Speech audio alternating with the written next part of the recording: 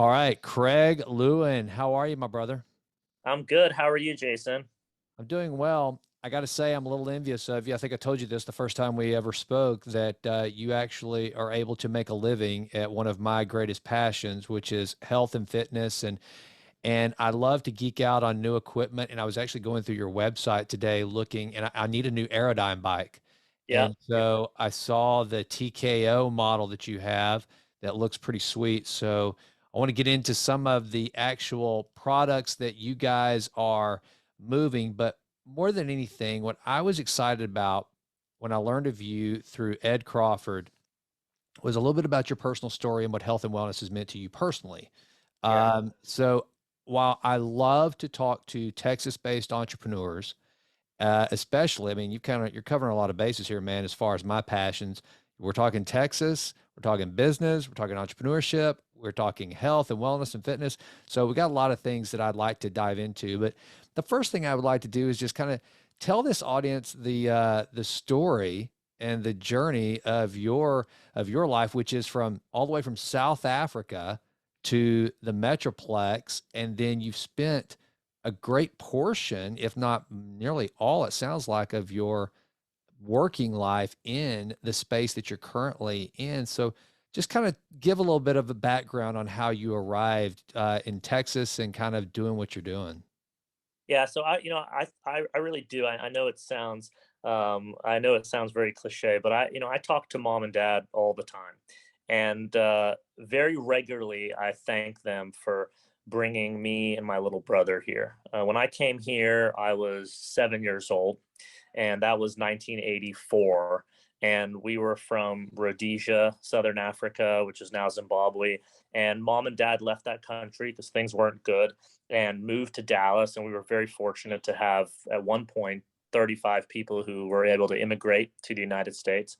And growing up here was just something that, we had opportunities that a lot of people just didn't have. I've still got cousins to this day that are in Cape Town, Johannesburg, in Zimbabwe, and have not had the kind of life that me and my little brother have been afforded the opportunity. So I think we always had something in both of us that just made us appreciate that from a very, very young age. When I was 15 years old, my my aunt called me and said, "Hey, I'm going to college, and there's this really cool job at this bike store called Wheels in Motion. This is the largest bike store in the country in Richardson, Texas." And she said, "You should come cashier up there." Well, needless did I know that that would end up turning into my career for the last 28, 29 years. Pretty crazy. I would say so. And so let's talk. So I remember, so when I was growing up, I grew up in Sulphur Springs, which is probably sort of right about 80 miles up I-30 from Yeah, you. yeah, yeah, yeah, And back in the day, you had Sun and Ski Sports. That was yeah, kind of I remember going in there and gawking at all the, and Oshman's. Oshman's yeah, was around. Remember Oshman's? yeah, yeah. And so tell me a little bit about how that space has changed through the years. And then, and you correct me if I'm wrong. And I know, and like I'm kind of your perfect customer. Although I don't buy a lot of big equipment, I mean, I am an at home fitness guy. I have, Yeah. man, I don't think I've been in a gym, Craig, in at least 12 years. I keep it pretty basic, but I do have a Peloton bike, and I know you guys do the Echelon. You are an Yeah, Echelon dealer. I want to learn about that, just frankly, just to kind of understand the difference in that. sure. But I'm kind of your target market, but kind of talk about how the business has evolved over your 2 decades plus in the business and kind of where you see things going right now. And I got to believe that the era of COVID has really, you're one of those few businesses I would think that actually benefited from kind of everybody kind of locking down and hunkering down. Yeah, there's no question. I mean, we've had a massive, massive change. When I was a kid selling bikes, there was no internet, right? There was no ways to, check, well, what's this price? What's that? People came in and I showed them, magazines. We had a fitness department and I would pull up Runner's World and say, look, this is the best treadmill to get. And based on that, that was it, right? So they had to really trust what it was that we said. So obviously that landscape changed tremendously having the internet side of the business. We've got currently 23 retail stores that are across Texas.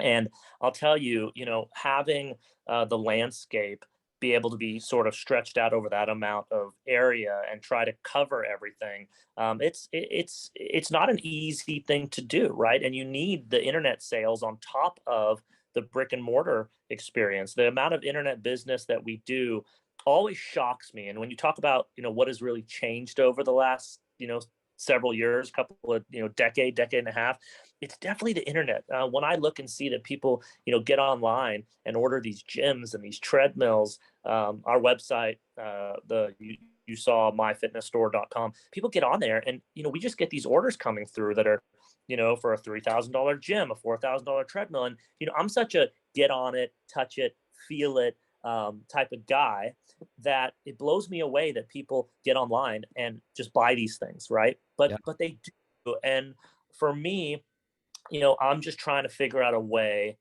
to help as many people as we possibly can, right? And that just doesn't mean buying from us. I mean, whether you're buying a piece of equipment from us, whether you're, and you're right, the home space has changed a lot, right? But whether you're doing outdoor boot camps, whether you found your way back into a gym, the truth is, I don't care. Yes, I love the business. Yes, we've got to all pay our bills. But I just want to be able to impact and have all of us that work in the company impact people's lives in a way that, man, they are all exercising. Even if it's you, Jason, and you figured out a way to grab your kettlebells in your garage and do a workout with something very small, you're still working out, you're still getting those endorphins pumping. And that is my goal overall, to try to reach as many people as we can. So that, and I want to let that's a perfect segue into kind of like some of some of your personal journey with health and wellness and what it's meant to you because, and I want to get into that because that's what it is for me. Like there is a vanity aspect to training and exercise. I want to look good. I'm 47 Yeah. and I would like to at least look 46 as long as I can, uh, you know, yeah. You look but good. well, I appreciate that. I've got a lot of lights Yeah. on me right now.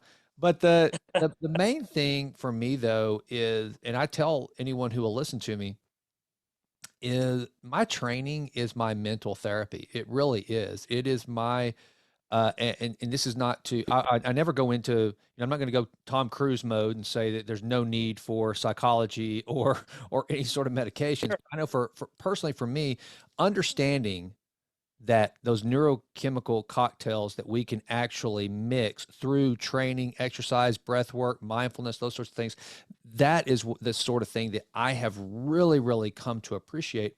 And I know that you've had a journey with that. So please share as much with this audience as you're willing to about your journey through some of the things that you've dealt with and what fitness has meant to you. And the reason being, I get emails and letters, and it's actually opened up a whole coaching business for me from people that listen to this show and they hear guests and go, I've got this struggle. I've got this Yeah. challenge, but I Yeah. have no clue where to start with health and wellness and fitness. You talk about mindfulness and breath work, and you mentioned names like Wim Hof and Stephen Kotler talking about flow, and Dawson Church and meditation, and they're like, I don't even know where to begin. Will you please help me get started? So, just kind of give that person that's going to be on the other end of this conversation some hope and just kind of a little bit of what your journey looked like through that. Sure. Yeah, absolutely. So I, growing up, suffered from panic attacks. It was something that occurred the first time ever when I was 21 years old. And I'm very open. I'm a very open book. I'm happy to talk about my experiences because in talking about it, it's always helped me. But I'll tell you that a panic attack is no joke. For anybody who has ever experienced it, they will tell you there is literally nothing worse on this earth than suffering from a full out panic attack. You think you're having a heart attack, you think you're dying, you can't breathe, you don't understand why. And all of this is happening while you're just sitting there. It's not happening because you climbed Mount Everest. It's not happening because you're on a roller coaster. It's not happening because you're about to go bungee jumping. It's happening because of a chemical imbalance that's going on in your brain. It's releasing adrenaline into your body at a time that it's not supposed to be doing it. And those feelings are very, very, very scary. And when I first had that panic attack, and I called my dad and I said, I don't know what's going on. He knew exactly what I was going on because unfortunately he had dealt with it, and so had my little brother, which I had really no understanding of until that point. And I spent many years after that trying to figure out, how do I overcome this? Because when I say it's no joke, there was definitely a point in my life, and everybody, I'll tell you, always saw me as, man, Craig is just this outgoing. He can go into a crowd of 1,000 people, doesn't bother him. He goes on Good Morning Texas and does his Channel 8 stuff on TV, doesn't bother him. I mean, that guy just has it going on. What they didn't realize, and people who've suffered from this will, what was going on inside here, inside my head, was a totally different story. The truth is, during that time in my life, which was a good 10 years, I was more excited about getting home and getting to bed and going to sleep, because I knew that at least when I fell asleep, I wasn't suffering. At least when I fell asleep, I didn't get those feelings of, man, what if I get in the car and have a panic attack? What if I'm driving my kid? We had little kids at that time. What if I have, my son, and I'm driving and I have a panic attack on the highway? How do I turn to my 5-year-old, 6-year-old, 7-year-old and say, I can't breathe? I'm having, they don't understand any of those things. And that fear was incredibly debilitating for me. And so when did you start trying to figure out how to take control of it? Did it start with medications? Did it automatically start with like the long walks? How did you start to Yeah. kind of remedy? And real quick, what does it feel like? Is it like just like you said, shortness of breath? And I think I can kind of get a concept. Would you pass out or anything, or just like Yeah. kind of manic? What kind of how did it manifest? What's interesting about anxiety, and I've really learned, obviously so much about it, having gone through it and having taken several courses and having taken different medications. I mean, I've learned so much, and I'll tell you, an anxiety attack is definitely like a flight or fight feeling. It's no different than if a bear just came up on you. You instantly get that feeling where your chest gets tight, your heart rate goes literally from 65 to 145 instantly, and you get that adrenaline pumping. And so it's a normal feeling if you're exercising, because you're supposed to feel that way, right? But when you're not exercising, what happens is, when you start to feel like that, you instantly get that sensation in your head of, I can't catch my breath, I'm not going to be able to catch my breath. And you have such a lack of oxygen getting to your brain when you're going through that, almost like hyperventilating, that all the symptoms of major sensitization in your fingertips, they start to tingle, your toes start to tingle, you feel that in your body, your breath gets very, very shallow, and you literally feel like, I'm a second away from passing out. Wow, wow. What's interesting about it is, people who suffer from panic attacks will never pass out. In fact, Really? people who have panic disorders don't pass out. You pass out because your blood pressure gets too low. You don't pass out as your blood pressure is increasing or as your heart rate is increasing. Okay. So I've learned so much, even learning that one thing like that, that statistically nobody has ever passed out from a panic attack, purely a panic attack. Nobody's ever passed out from that. Just learning that mentally for me was a huge thing. Reading, and I wish I could remember where I read it, but reading with one of my therapists in a medical journal, the fact that our heart rate, in this medical journal, it was said our heart rate could beat at over 200 beats per minute for 14 days straight before it actually did any damage to your heart. I remember reading that at 29 years old and going, wow, I'm I'm gonna be okay. I'm gonna be fine. When I'm having that panic attack, my heart rate's gonna, I'm gonna be good here. Learning those type of real facts and data allowed me to get through those times that when I was having a panic, I'd say, hey, this sucks. This is a panic attack. It feels horrible. But you know what? My body can handle it. I'm going to get through this. And so that was the start of the therapy side of it. Medication, I took sertraline, which is like a Zoloft, basically. It's a Zoloft, right? So I took that for several years to try to get through it. And I felt like it helped. But, I'll tell you the biggest thing that helped, and I really probably looking back didn't need the Zoloft. The biggest thing that helped me was exercise. Yeah. It was, and I kind of feel like, this business that I got into when I was a kid, and ended up running and owning, as I grew up.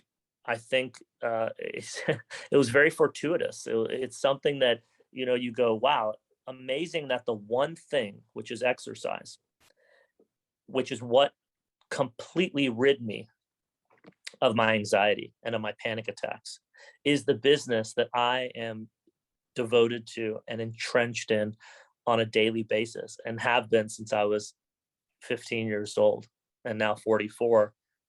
I think it was put there for me on purpose, and everybody tries to think about how can I improve the world that we're in, right? We always think that. You go to Starbucks and you try to make that person there be happier and feel better. And I mean, we have so much power to help everybody we're around. And if everybody continued to do that and feel that way, I mean, the world around us just becomes incredible. And so I know I've been put in this place for sure, with the stores and with the internet and with all the things we do, the commercial applications where we put gyms in hotels and apartments. I mean, we're able to help a ton of people, and that makes me feel good. It really does. I mean, I want to help as many people as I can, because there's no question, Jason, the working out, it it changed everything for me, and now that's just a part of my daily routine, just like brushing my teeth.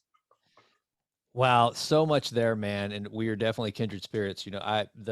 The motto of this show is to improve always in all ways, and for the listeners from way back, they know that my whole mantra for what started as the Vitruvian Project that then led to this show was that exactly what you said. I am a firm believer that if we can be the absolute best version of ourselves, then the fruit of that will spill over and help our fellow man.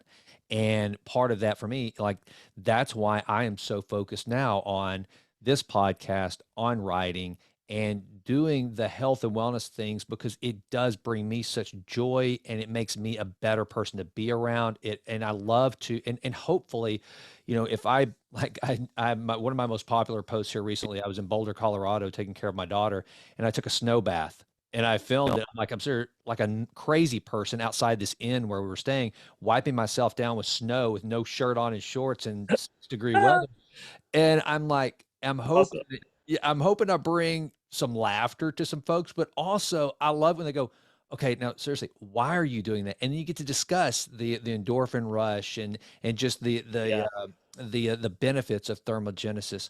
So where did the fitness journey start? Did you start taking walks? Did you start doing some cardio, some lifting, and kind of and tell this audience some of the things that you're like, man, I really started doing some fitness stuff, but this is the thing that really just kind of helped me. What did that process look like?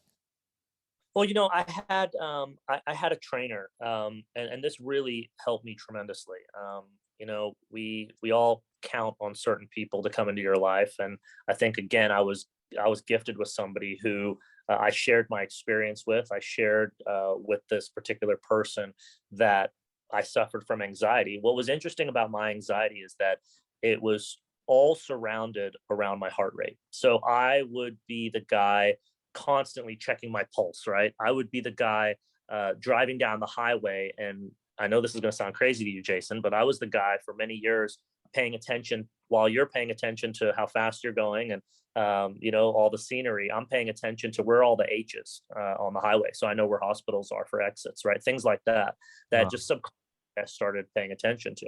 And I and was shared that. and Craig, was the heart rate check because that was kind of like when it got to a certain point, did you like if you took your heart rate and it like got Yeah. 160, 170, like, oh my God, here comes an attack. And so Yeah. were you in anticipatory fear of that attack That coming? Is that what you were doing? anticipatory anxiety is what I dealt with all the time. The Got the it. what if, Got right? it. If I've got to go do this, but what if I have that panic attack on the other side of town? I'm an hour away from home. How do I handle that? Right? Because home became like which unfortunately is a common thing for people that deal with anxiety. They have their safety zones that get created. And it was like, well, as long as I was at my house, I never had any anxiety issues. Right. So you got to be really careful with that. And you have to push through. The thing with me is that, I always pushed through the situation.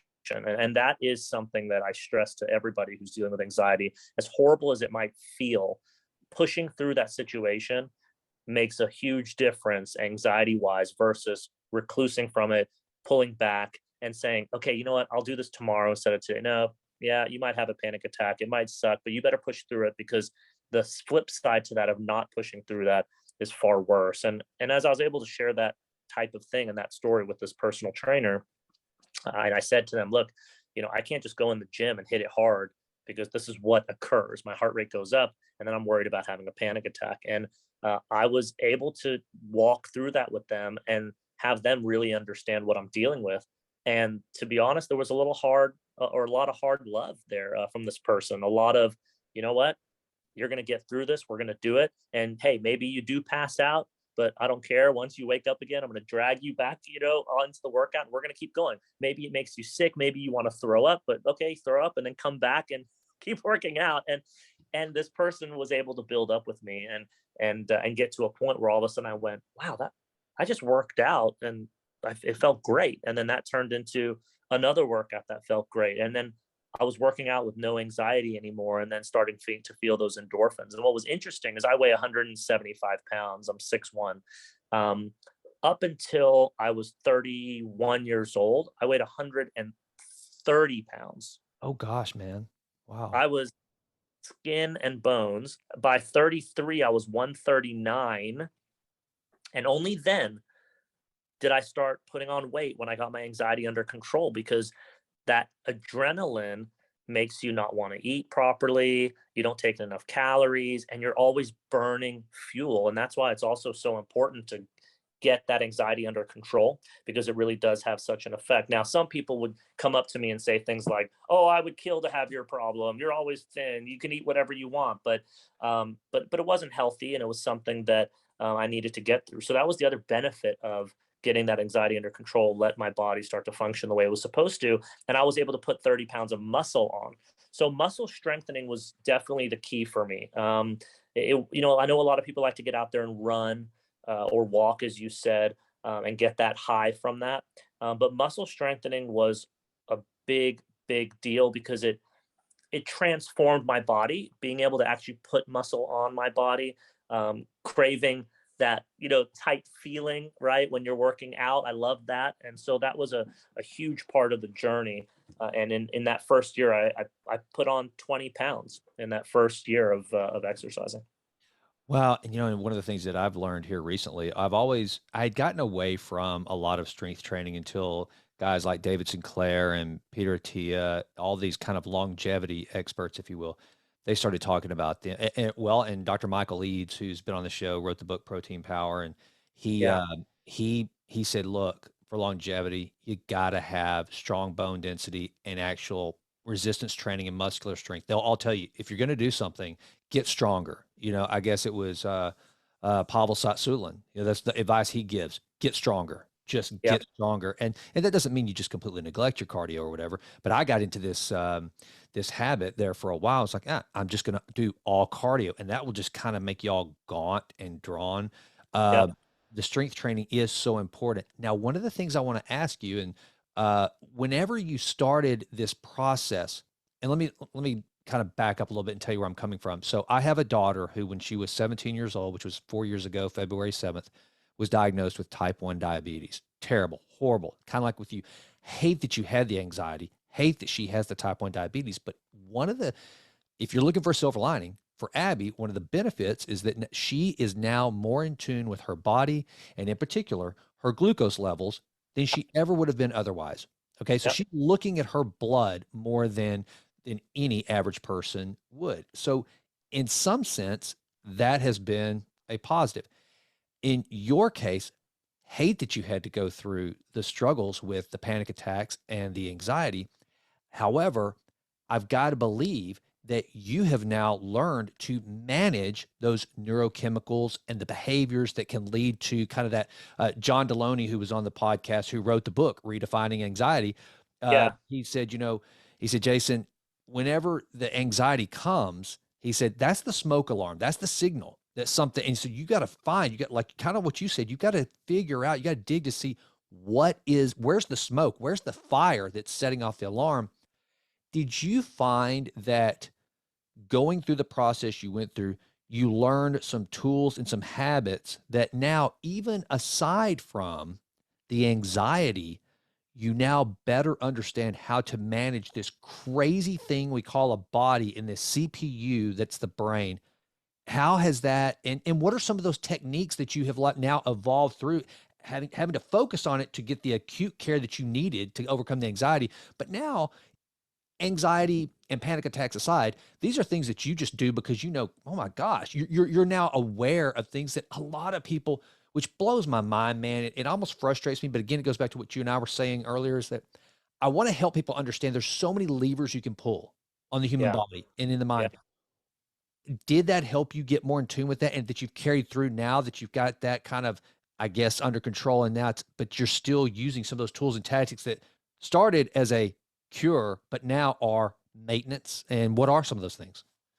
Yeah, there's no question. I think that the word that comes to mind more than anything in my life, and where I've been over the last 7 to 10 years, and specifically in the last five, is balance. Handling my anxiety has really allowed me to have such an incredible balance just in life in general. Making sure that we have a business, a large business in Texas, right? And people come up to me all the time and they say, "Hey, I'm just checking on you. Are you okay? How things going?" I mean, I just like, how do you do it? You've got four boys at home. You got two kids with autism. You got your wife. You've got you got a business. I mean, how are you not just melting down free? And it really is so much about balance. And what I've learned with the anxiety is that your anxiety or your panic attack, or it doesn't have to be a full-blown panic attack, just feeling that anxiousness is because your cup is running over, right? And so mentally, every day I think about my life in that form. I think about, where is the cup, right? Where's that line right now, and how close am I to the top of that lid, right? I visualize that, because that anxiety is when it bubbles over.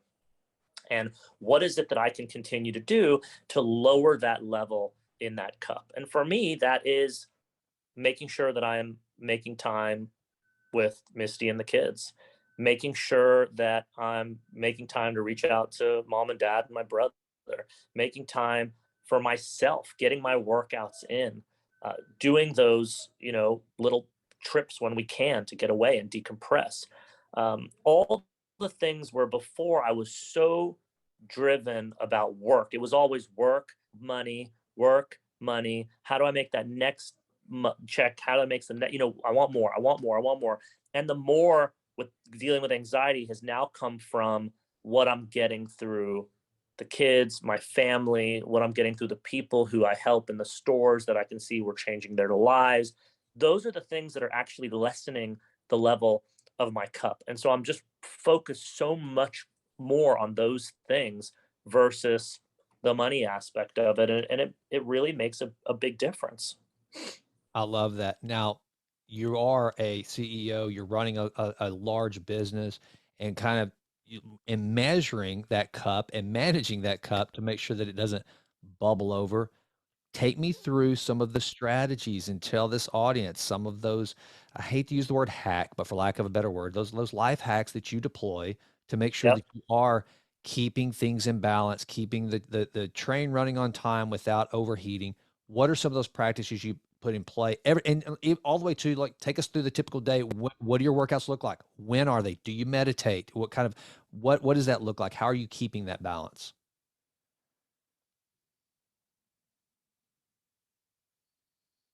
Yeah. Yeah, so I think the first thing, yeah, so I think the first thing, family. So I was supposed to be a doctor, a lawyer, probably not just the CEO of this company, but didn't like blood very much, so that wasn't going to work out, right? But I'll tell you, in the Jewish tradition, and I'm not a super religious person. I would say I'm a spiritual person for sure. I believe in energies and a lot of things that are out there that make a lot of sense to me. Okay, but I will say there's something that has stuck with me in our Jewish faith, and for a long time, and everybody can benefit from this. And that is those are words that in Hebrew is modi ani. Okay, modi ani is basically you telling God that you're thankful that He gave your spirit back to you, which is why you woke up. Okay, so you go to sleep at night, He takes your spirit, you get well rested, He gives it back to you if He chooses, and you move along your day. And so every morning I wake up, I say Modi Ani, and I literally think to myself, wow, like, and I really do every morning. I go, cool, I'm here again. My eyes are open again. We all have our shit days. It happens, right? It happens, but I'm going to make the best of it today. Okay. And that is literally how I start every single morning, just as far as a mindset, because I think it's really important to be extremely gracious of the fact that we wake up in the morning. I Agreed. think for granted. And not until we lose somebody that we know or you hear a story, that's when all of a sudden for the next week you go, oh my gosh, life's so short. And you say all these things, and then you're right back to the same thing again. Right. Right. Right. Abby Wright or the goose? Oh, sorry, I guess my phone wasn't on. Hey, Yeah, good. just say, Craig, I'm literally right in the middle of a podcast. So everyone, Abby has called during the middle of the Jason Wright show. Apparently, the do not disturb does not work on my phone. So I'll call you back, sweetheart. I love you. Bye. All right. Yeah. That's awesome. Yeah. And Awesome. just, yeah, the little moon for do not disturb, if you Uh, it means absolutely nothing. I'll cut. it doesn't. Maybe it's because I keep my children and my wife. I think I do have a setting where they can break through anytime. So I apologize that for Craig to you. They are the most important, right? And they're a lot more important than me, that's for sure. So I think that's great. But I love the But lesson that you're teaching right now. I just think that's really important, and that's something that I really focus on a lot. And it gets the day started right. As far as exercise is concerned, and I will say to you too before I get into exercise, that is part of my sort of meditating or spiritual connection, right? Is just having that few minutes in the morning where I wake up and I'm able to say, man, I'm here again, Modi Ani, it's great. Wow, this is awesome. I'm just going to go out there. I'm going to make the best of it, because there are tons of people, as we all know, that aren't here anymore, that don't get to be here anymore. One of a close friend of mine, Alex Glogow. He's a top orthopedic surgeon here in Plano. Just passed away February 9th. And it doesn't make sense in my head. It is a guy I've known for 20 years, great guy, very successful, orthopedic surgeon. I mean, and all of a sudden, boom, gone. I can't pick up the phone. I don't get to call him anymore and shoot the breeze with him. I don't get to go visit him at the house, and I don't get to go hang out at his pool anymore. It's gone. It's over. I don't get to do any of that. If I told you how many times he used to come visit me at the store that I ran growing up as a kid just to hang out. I mean, incredible, right? He is gone. I no longer get to talk to him anymore, right? And so we just have to be so thankful of every single moment that we have here. And so I focus on that. I really believe that's a big part of starting my day off right, getting things going. And man, after that, working out, as I said, is like brushing my teeth. I don't go any days except for on the weekend. So I'm 5 days a week regularly every single week. And that's whether I'm staying at a hotel because I'm traveling, or, whether I'm at the house, or I like to change things up, but I will get some form of a workout in 5 days a week. And that might be the gym at my house, which I'm fortunate enough to have access to that equipment, right? It might be, I was about to say it's got to be pretty tricked out. it's pretty good. Yeah, nice. So I'm very fortunate for that. It might be Camp Gladiator, which is like an outdoor boot camp that they do. I go do that sometimes. It might just be a run. Get up, go run in the neighborhood. But every day I do something, and I will tell you, it's incredible for people who work out pretty consistently. I think they'll all share the same thing, and that is that on the days you work out, everything just flows so well. You're so succinct, and on the days you don't, it just doesn't work out that way, right? Could not agree So more. getting that feeling in, Yeah, so getting that feeling, I love the feeling of how you feel an hour after you work out, but what it does for me mentally, I really think it's just a big way of clearing down that cup. And here's the thing, and I know this, um, there are going to be things that you have to deal with in life, obviously, um,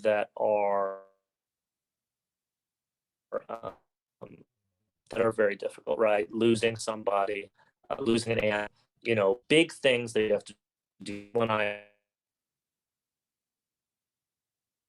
had to find out, okay, my twins, we deal a lot big that we have to deal with. What's not a big real life thing that you have to deal with is me coming to the office and finding out that a shipment came in damaged. Me coming to the office and finding out that one of the guys opened the store late, and so now I have to get my regionals to write them up. A customer's upset about something, right? Those are all things we can handle. We can deal with it. It's no big deal, and I will not get stressed out about any of those little things. The things that stress me out are the big things, and so I just think we have to appreciate every single day that, man, I got through the day. I got my workout in. Misty and the kids are great, right?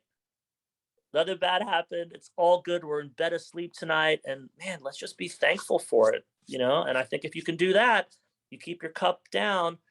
And unfortunately, you're going to deal with some stuff that's going to come down the pipe. We all do. And when that happens, you'll have the bandwidth to deal with it. So what are some of those? Because I guarantee you there's people listening to this and they're going, wow, Craig, I aspire to one day get to where you are in dealing with my stress, my anxiety. I wish so badly that when my employees don't show up on time, I could be a little more chill about it. But they just go, I can't even get my brain around that. Yeah. So with regard to, yeah, getting the workout, and I get it, man. I'm the same way. And it's kind of for me, what I have to work on, I think I'm getting a little better, is when the counter happens. If for some reason, like it would probably only be because I'm traveling and I Yeah. am trying to prioritize family versus going, no, guys, we don't do anything till dad does his quiet time meditation, 5 Tibetan Mhm. rites, and a workout of some kind. And then we can go to Central Park and walk through, it's like, Right. so I'm trying to get better at not letting the rest of the day be ruined because I have a very strict routine I follow. What are some things that you do that you getting there? I mean, you realize, I mean, do you still go to counseling? Do you do meditation? Or has it just, are you just able to, well, I think one of the things that you've obviously said is a form of practicing gratitude, which is something I tell anyone who will listen is if you will start your day with some form of gratitude, it is impossible to be grateful and depressed simultaneously. One can follow Yeah. directly after the other, but they can't happen at the same time. So, what are some things that some people can start to do right now? Is it get professional help and go sort it out? Are there books that you recommend? Is there breath work that you recommend? What are some of those things that you continue to do in addition to the working out for the maintenance phase of keeping your anxiety at bay?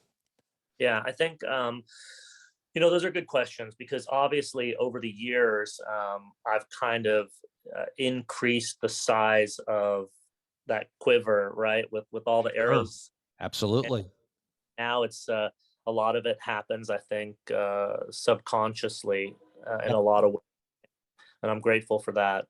But I think that depending on where people are at as far as just the level, I would definitely say that if somebody's dealing with full blown panic attacks, then that trying to find a good therapist is a good way to go. It's not that psychiatrists are not needed, but because they are needed, there's no question. But I would definitely try to focus on more of the cognitive behavioral therapy type of things versus just jumping right into a psychiatrist and having them put you on medicine, because that is what will happen. I know for a fact, because it happened to me. If you deal with the cognitive side of things, there's a gentleman who I've seen for a long time, And, and I'm happy to share that information with you, or if you ever wanted to post it on there, I'm happy to do that. But, he was the one person that I saw that finally was a therapist, and we dealt with so much of that cognitive therapy versus dealing with the medicine side of things. And so that made a really, really big difference. The other thing too is that, oh, excuse me one sec. Can I give you a second, please? Okay, I'll deal with it in a minute. Thanks. The business doesn't stop just because you're on a podcast, does it, Oh, brother? hey, that's right. Yeah, the business got to do. Thanks, dude. But so I think that's a big deal. I think dealing with that side of it, I think makes a huge difference. And I definitely think again, the exercise is something that people just have to focus on. Um, the other thing is that when I try to think about, when you said you get, somebody who does something wrong in your business, or you want to reprimand them, and how do you deal with that? I think one of the things that I've really learned is to slow down before I respond to any situation, Yeah. Yeah. right? Whether it's a text message, whether it's an email, there's so much tone that people read incorrectly in these emails. It's just horrible. And as a business owner, I can just say that taking a step back and really taking the time, assessing the situation. If it's something that's really intense, give it till the next morning, because you will feel different about it. Right. Uh, that's helped me a lot. Not just flying off the handle because somebody's done something incorrectly, but really just saying, okay, what's really happened here, and how should I respond? And I need to respond in a way that um, is a professional way that hopefully can not only help my organization but can also help them, right? I So that love I can that. focus the moment. I love that. Viktor Frankl, who is one of my heroes, who wrote Man's Search for Meaning, one Yeah, of, one of my favorite quotes that he made was, between action and reaction is space. And you get to determine the size of that space, right? And it's managing that space between action and reaction, and I was a reactor for so many years and still fail miserably at times. Would I get a text or an email, someone says something to slight me, but if you could just stop, breathe, and assess it, I could not agree more. You brought up something there that I'm so glad you did, talking about the therapist that helped you walk through it, because physicians, and again, this is not to bash physicians, but they just, the nature of the time that they have, it is to generally diagnose, prescribe. And even if they try to tell you, hey, I'm not going to give you any medicine, you just need to stop, crushing McDonald's 5 times a week. Don't do that. And then right. that might help your hypertension. They don't have the time to walk alongside you after Yep. you leave the office. The opportunity costs of that for them aren't existent. So to have a coach or someone that can help walk you through that, a therapist, a nutritionist, and then as part of that mix, let the exercise and the training become the prescription, if you will, and then come into my fitness store. And Yep. that's where I want to, that was my amazing little segue from the doctor's office to the Yeah. myfitnessstore.com to talk about what Yeah. what you guys actually are doing, who's your target client, and then I want to know, as a consumer. Now I keep a pretty minimalist gym. I mean, I've got a Concept 2 rower, I've got a Peloton, I do have the dumbbells and kettlebells and a chin up bar. I mean, mine looks pretty sparse. But I told you I want an Aerodyne bike.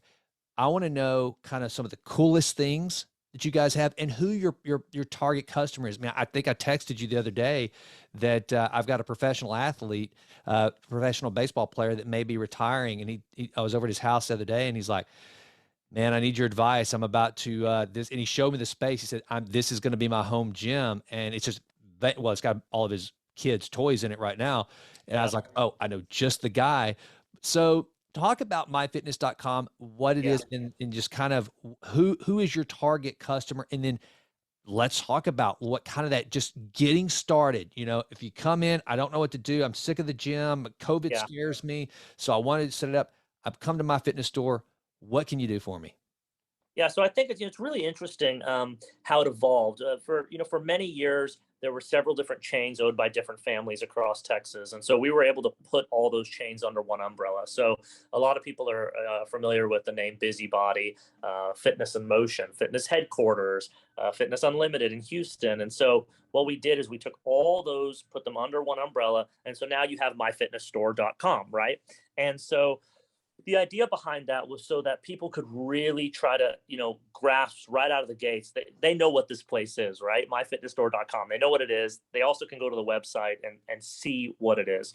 But I'll tell you, we are really good at taking a client who wants to do anything from a little garage gym, right? With a couple of pieces. Maybe it's just a bench and some power blocks, those adjustable dumbbells. We sell a ton of those. 5 to 50 pounds, and they're like wrapped up in a small little Yep. space.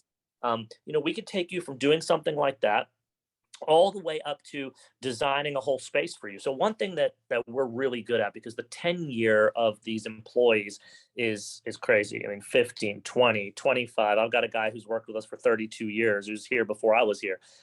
So they've been in the business a long time, but we will design the space, right? So you literally give us a space and go, hey, I've got this room. It's 15 by 18. My kid just went to college, and I want to do this. And we come in with our software and we literally show you this is what it's going to look like. We just put rubber flooring in the room, right? We can show you where all the machines are going to go. We can show you the spatial arrangements. And literally, you will look at exactly to a T what your room is going to feel and look like as you walk through it, right? So we do that a lot for people. They say, hey, So cool. here's the guy in the room for me. What do you think I need? And, obviously we got to figure out, what are your goals? What do you guys like to do? And then we just design the most awesome, epic workout room.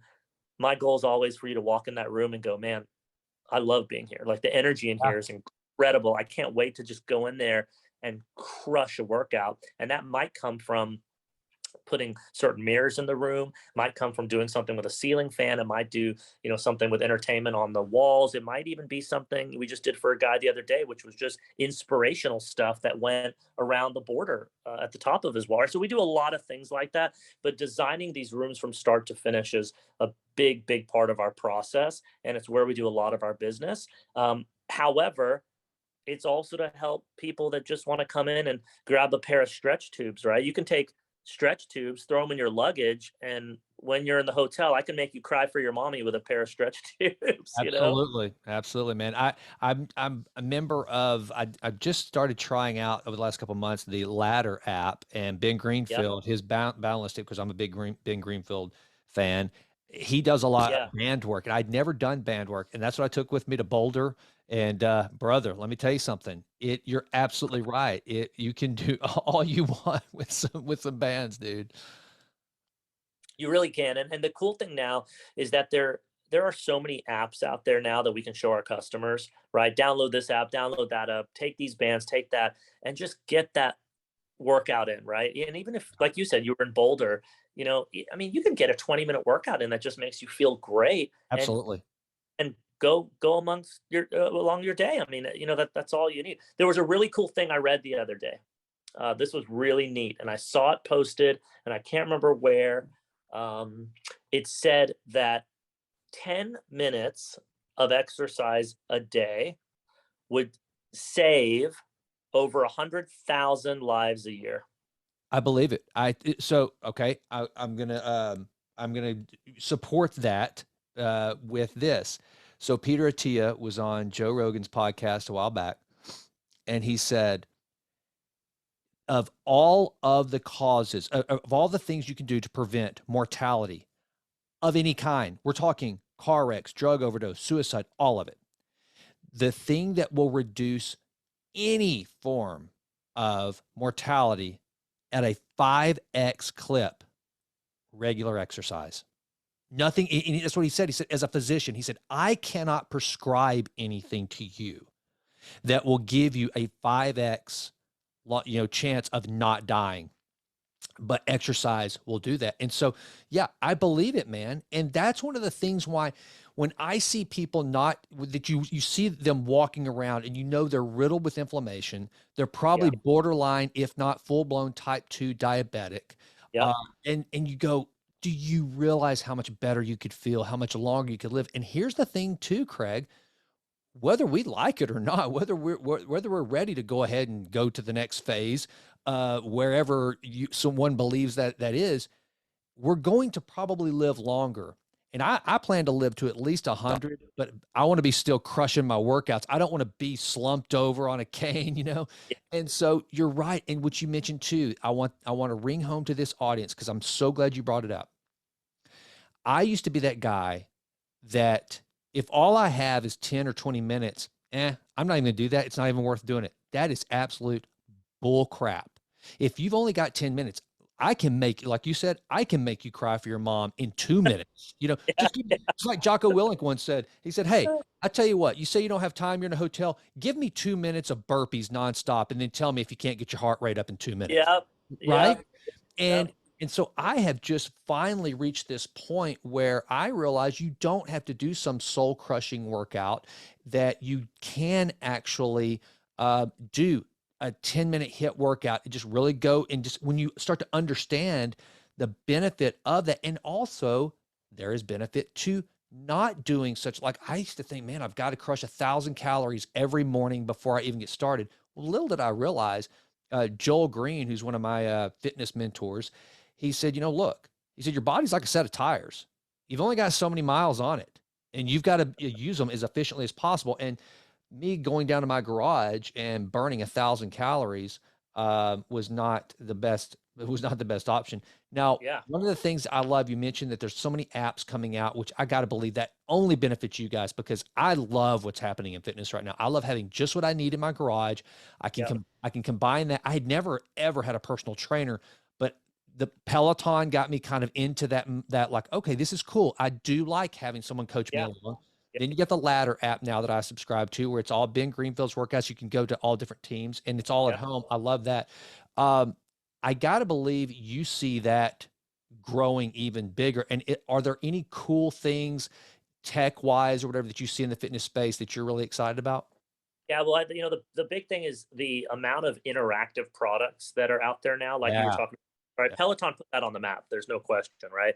Yeah. And so what's happened now, which is really cool, is that it's allowed other companies to start to compete in that little area. So Yep. you have now like Echelon, who is doing right a spin bike as well, a treadmill, a rower, right, and a mirror. They all start to do this interactive stuff, and now you can see like Nordic Track does the same type of thing, and Peloton does similar stuff. So you've got all these different people doing it. I think what the key is going to be is I think they're going to start coming out with product that becomes omni-channel platforms. Okay, and so you're going to have products that come out that will allow you to go, hey, I'm going to have this product, but I'm going to log into the Apple app. I'm going to do the Peloton app. I'm going to do the Echelon app. I'm going to do whatever app I want to do Yep. because I think that it's around the corner where people are still going to get tired of paying $39 for that piece, $39 for that piece, 39 for that third. It just doesn't it's gonna make sense. And the same thing is going to happen in television. Right now, you're paying for Disney Plus and Netflix and Hulu, and there's already articles that I've read, same type of thing that they are going to make it to where you're going to pay one fee and you're going to have access to all of these different apps instead of having to pay individually. That's going to happen. And I think the same thing is going to happen in the fitness industry. But in general, the exciting part is so much of the product now is interactive.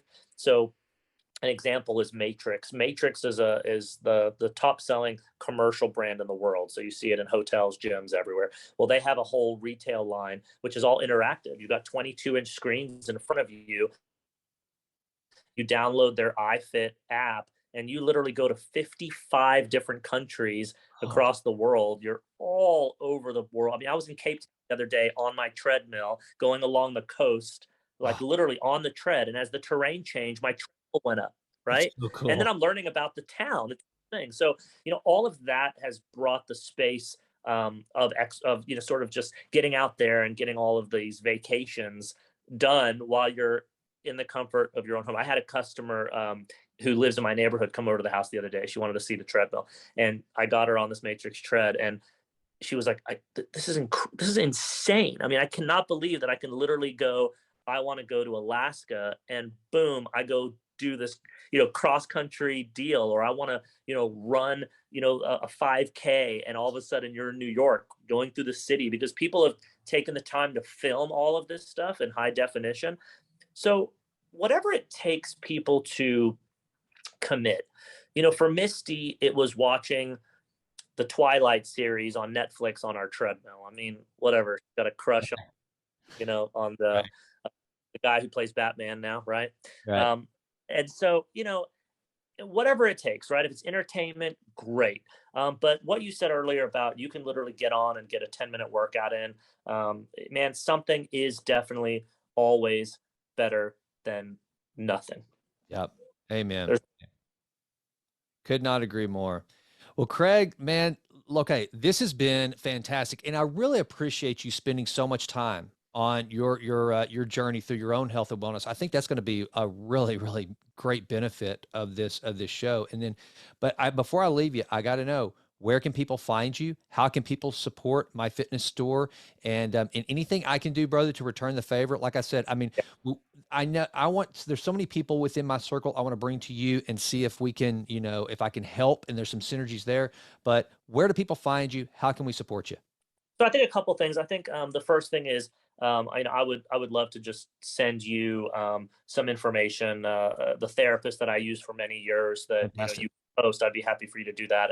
And also some of the things that I for many years, which I still have, carried with me. Little things, little sayings, some real data that people who are suffering from anxiety maybe could see where you post that and be able to use those things. So I'd love to share that with you, and I'll get Absolutely. that over. I As far as for our business, we've got the 23 stores between Dallas, Austin, San Antonio, and Houston. If you go to myfitnessstore.com, you'll literally see all 23 locations. You'll see where we're at. You can look at all the stuff on our website, and I'm excited. I'm looking forward to continuing to grow the business, and we're the largest in Texas. The goal is to be the largest in the United States, right? So we're pushing. Got a lot of work to do, but we're pumped about it, and I think we can reach a lot of people. We've got a lot of very smart people behind this organization, much smarter than myself, and I think they're going to help take us to a level and reach a lot of people out there. But yeah, myfitnessstore.com, and there's a chat line on there too if you guys have questions about things. And then eventually I really want to have a section of our website with mental health and wellness blogs, and also some articles, some therapy tactics that people can use. We're working on that now, and I'm looking forward to having that up on the website soon. Fantastic. Well, if you ever need a contributing writer, dude, I'm in. I would love to do that. I'd love to share some of the stuff that I'm writing and researching, and anything I can do to help you, man. And for the same reason we talked about before we got on, anything I can do to help my fellow man and get them to kind of understand where you and I are, and we understand and appreciate this whole idea of taking care of of ourselves, and thus making us better out in the world. I'm in, brother. So I'm happy to help any way I can. That would be great, Jason. That would be awesome. Yeah, I really appreciate that. All right, man. Well, sit tight. I'm going to do a quick YouTube sign off right now for those who are actually watching online. Hey, thanks so much for joining Craig and I here on the Jason Wright Show. I really appreciate it. Please subscribe to the channel, get some comments going. If you have any questions for Craig, post them in the comments. I'm always checking those. I'll get back to you as quick as I can.